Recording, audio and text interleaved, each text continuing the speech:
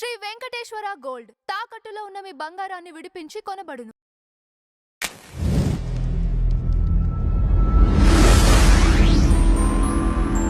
నమస్కారం రాజేష్ గారు. నమస్కారం. రాజేష్ గారు, గత ఎన్నికల్లో మీరు బిఫోర్ క్యాంపెయిన్ చూసినట్టయితే వైఎస్ఆర్సీపీకి సంబంధించి సిద్ధంకు సభలు కావచ్చు, లేకపోతే వైనాట్ 175 ఇట్లాంటి స్టేట్మెంట్లన్నీ మనం చూసాం.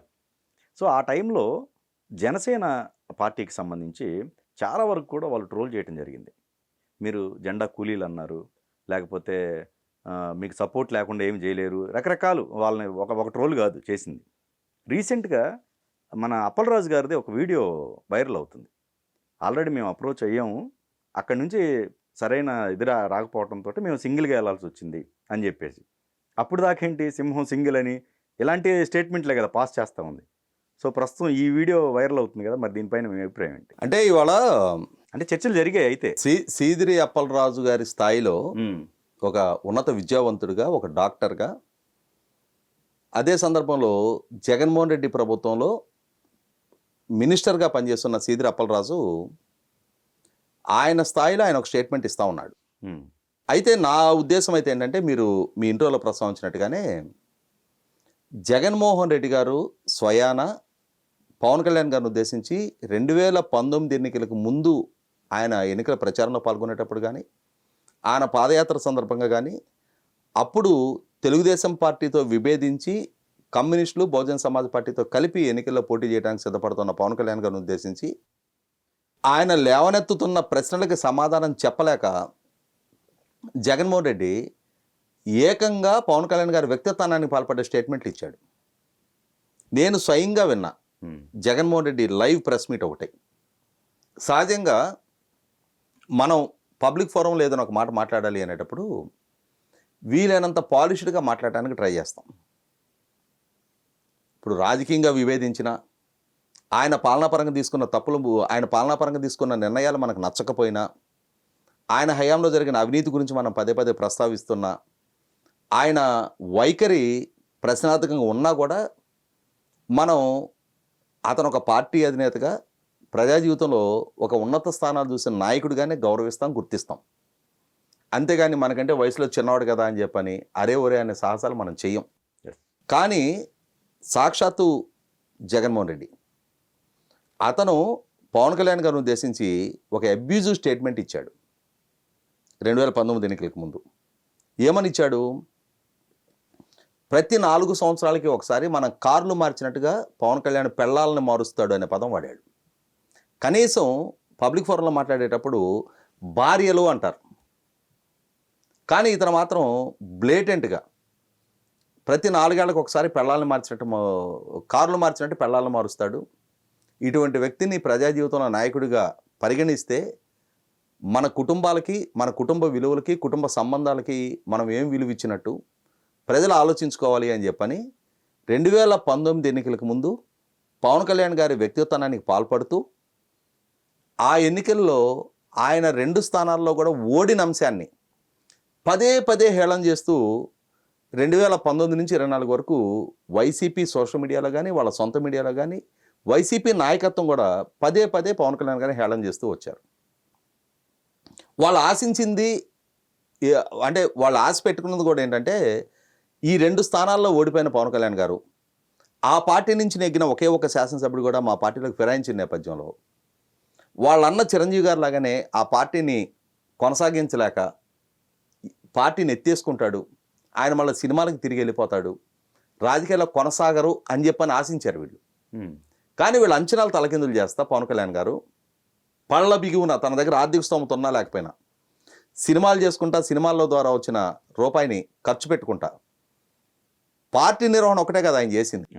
జగన్మోహన్ రెడ్డి గారి ప్రభుత్వ హయాంలో రాష్ట్ర వ్యాప్తంగా కొన్ని వేల మంది కౌలు రైతులు ఆత్మహత్య చేసుకునే నేపథ్యంలో పవన్ కళ్యాణ్ గారు రాష్ట్ర వ్యాప్తంగా పర్యటించి తన కష్టార్జితంతో, అలాగే తన ఆశయాన్ని నమ్మి తన పార్టీ పట్ల సానుభూతితో, తన పట్ల అభిమానంతో ఎవరైనా విరాళాలు ఇచ్చేవాళ్ళు ముందుకు వస్తే ఆ విరాళాల సొమ్ముతోటి 3,000 మంది కౌలు రైతులకు ఆయన ఒక్కొక్కరికి ₹1,00,000 చొప్పున 30 కోట్ల రూపాయలు విరాళం ఇచ్చారు. అటువంటి పవన్ కళ్యాణ్ గారు 2022 మార్చి 14 అంటే 2024 మేలో ఎలక్షన్స్ ఉంటే ఎలక్షన్స్కి 2 సంవత్సరాల ముందుగానే ఇప్పటం గ్రామంలో జరిగిన తన పార్టీ ఆవిర్భావ సభలో బహిరంగంగా తన శ్రేణుల ముందు మాట్లాడుతూ 2024 ఎన్నికలలో ప్రభుత్వ వ్యతిరేక ఓటు చీలనివ్వను, అంటే ప్రభుత్వానికి వ్యతిరేకంగా పోటీ చేసే పార్టీల మధ్య ఒక సైజ్య సాధించి ఆ సైజ్యతోటి ఎన్నికల్లోకి వెళ్తామనేది ఆయన 2 సంవత్సరాల ముందు ఒక స్టేట్మెంట్ ఇచ్చారు. దానికి అనుగుణంగానే అక్కడి నుంచి ఆయన కార్యకలాపాలు కానీ ఆయన నిర్ణయాలు కానీ ఆయన ప్రసంగాలు కానీ కొనసాగుతూ వచ్చినాయి. పదే పదే జగన్మోహన్ రెడ్డి పరిపాలనలో ఉన్న అవినీతిని ప్రస్తావించారు, వాళ్ళ దాడులు దౌర్జన్యాన్ని ప్రస్తావించారు, వాళ్ళ విధానాల్లో ఉన్న లోపాలని ప్రస్తావించారు. ఆయన పాలన వల్ల బాధలు పడుతున్న వర్గాలకు అండగా నిలుస్తూ వచ్చారు. కాబట్టి పవన్ కళ్యాణ్ గారు జగన్మోహన్ రెడ్డి పట్ల రాజీలేని పోరాట ధోరణే ప్రదర్శించారు తప్ప ఎప్పుడూ ఏ క్షణంలో ఏ సందర్భంలో కూడా వాళ్ళతో రాజీ పడాలి, వాళ్ళతోటి ఎన్నికల్లో కలిపి పోటీ చేయాలనే ఆలోచన పవన్ కళ్యాణ్ గారి వైపు నుంచి జరగల. అదే సందర్భంలో జగన్మోహన్ రెడ్డి కూడా రాష్ట్ర ముఖ్యమంత్రి హోదాలో తాను పాల్గొన్న ప్రతి అధికారిక సభల్లో కూడా, పార్టీ పరమైన సభల్లో అంటే వదిలేయండి, అధికారిక సభల్లో కూడా పవన్ కళ్యాణ్ గారి పేరు ప్రస్తావించడానికి కూడా ఇష్టపడకుండా చంద్రబాబు నాయుడు గారిని మీడియా సంస్థల అధినేతలను కలిపి దుష్ట చతుష్టయం అనేవాడు. అదే సందర్భంలో పవన్ కళ్యాణ్ గారిని ఉద్దేశించి దత్తపుత్రుడు, ప్యాకేజ్ స్టార్, మ్యారేజ్ స్టార్ అని చెప్పని విమర్శలు చేస్తూ ఉండేవాడు. ఆఖరికి స్కూల్ పిల్లలకి వాళ్ళ కిట్లు పంపిణీ సందర్భంగా ఏర్పాటు చేసిన సభలో కూడా స్కూల్ పిల్లల ముందు కూడా నా వెంట్రుకి ఎవరు పీకలేరు అని చెప్పిన సంజ్ఞలు చేస్తా అదే సందర్భంలో పవన్ కళ్యాణ్ గారి వ్యక్తిత్వానికి పరపడే స్టేట్మెంట్లు ఇచ్చారు.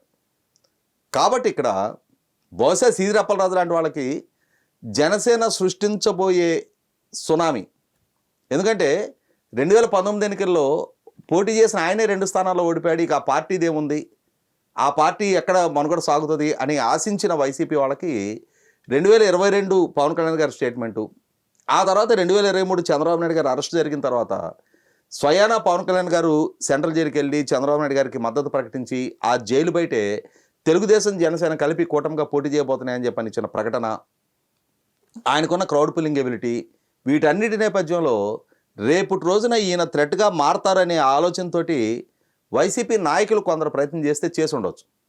కానీ ఏ స్టేజ్లో కూడా వైసీపీ అనే పార్టీని కానీ, వైసీపీ నాయకుడు కానీ జగన్మోహన్ రెడ్డిని కానీ, వైసీపీ విధానాలను కానీ సమర్థించడానికి కానీ, వాళ్ళతో ప్రయాణించడానికి కానీ పవన్ కళ్యాణ్ గారు ఏ స్టేజ్లో కూడా సంసిద్ధంగా లేరనేది వాస్తవం.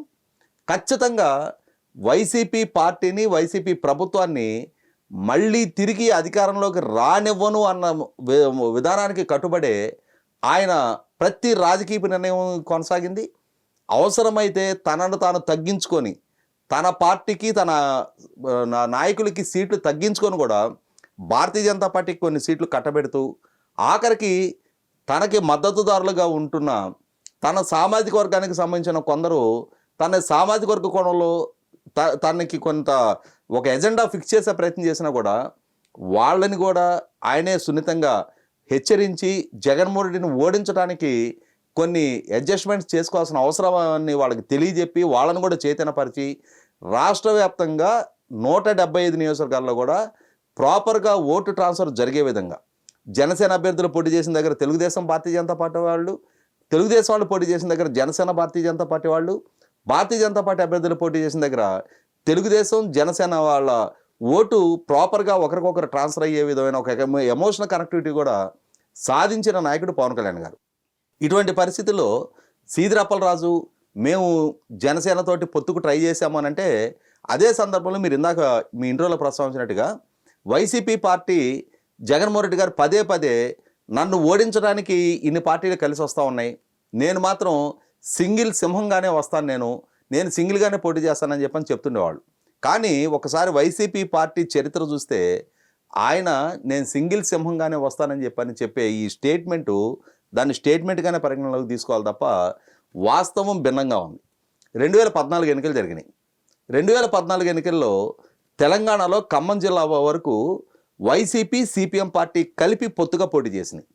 అలా పొత్తుగా పోటీ చేశారు కాబట్టే అక్కడ ఒక ఎంపీ అభ్యర్థి, 3 ఎమ్మెల్యేలని వైసీపీ పార్టీ గెలుచుకోగలిగింది.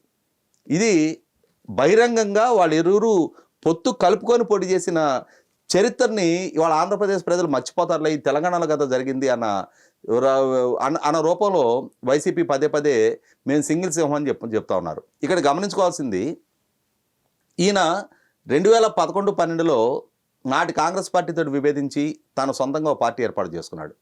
అలా పార్టీ ఏర్పాటు చేసుకున్నప్పుడు కాంగ్రెస్ ద్వారా సంక్రమించిన తన ఎంపీ పదవికి రాజీనామా చేసి, కాంగ్రెస్ ద్వారా సంక్రమించిన ఎమ్మెల్యే పదవికి తన తల్లి రాజీనామా చేసి, ఒకరు కడప పార్లమెంట్ అభ్యర్థిగా, ఒకరు పులివెందుల ఎమ్మెల్యే అభ్యర్థిగా తమ పార్టీ వైసీపీ తరఫున పోటీ చేశారు.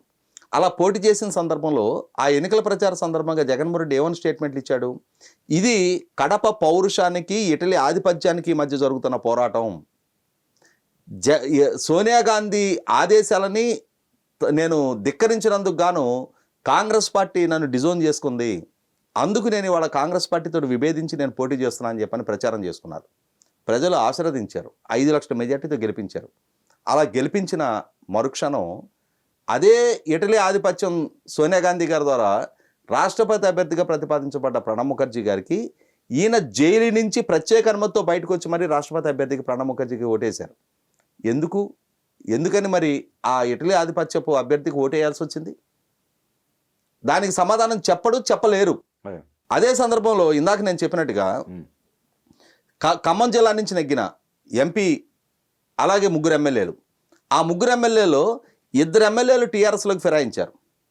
అలా ఫిరాయించిన తర్వాత తెలంగాణలో జరిగిన ఎమ్మెల్యే కోట ఎమ్మెల్సీ ఎలక్షన్స్లో ఈ మిగిలిన ఎమ్మెల్యేతో కూడా టీఆర్ఎస్ అభ్యర్థికి మద్దతు ప్రకటింపజేశాడు.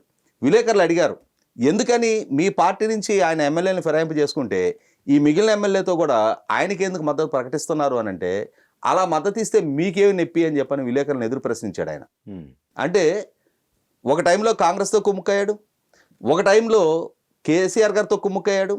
ఆ తర్వాత 2014లో తాను ప్రతిపక్షానికి పరిమితమయ్యాడు. తెలుగుదేశం భారతీయ జనతా పార్టీ రాష్ట్రంలో కేంద్రంలో అధికారంలోకి వచ్చింది.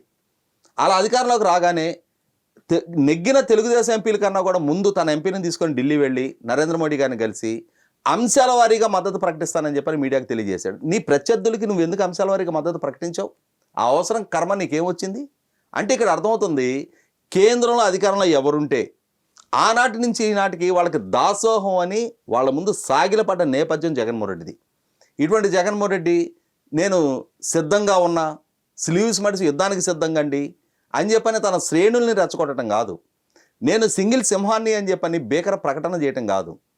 సింగిల్ సింహం అయితే నీ ఐడెంటిటీ నువ్వు కాపాడుకోవాలి, నీ పార్టీ విధానాలకు నువ్వు కట్టుబడి ఉండాలి. కానీ ప్రతి అవసరార్థం ఏ సందర్భంలో ఎవరు అధికారులు ఉంటే వాళ్ళ దగ్గర దాసోహం అని సాగిలపడ్డ జగన్మోహన్ రెడ్డి ఇవాళ జనసేనతో కూడా ఏదో ఒక స్టేజ్లో పొత్తుకు ప్రయత్నం చేసి ఉండొచ్చు లోపాయికారిగా. కానీ ఇటువంటి నాయకుడితోటి ఈ పార్టీతోటి పొత్తు పెట్టుకోవడానికి కానీ కలిసి రావడానికి కానీ పవన్ కళ్యాణ్ గారు లాంటి అసలు శిస్రైన వ్యక్తిత్వం కలిగిన నాయకుడు సహకరించడు.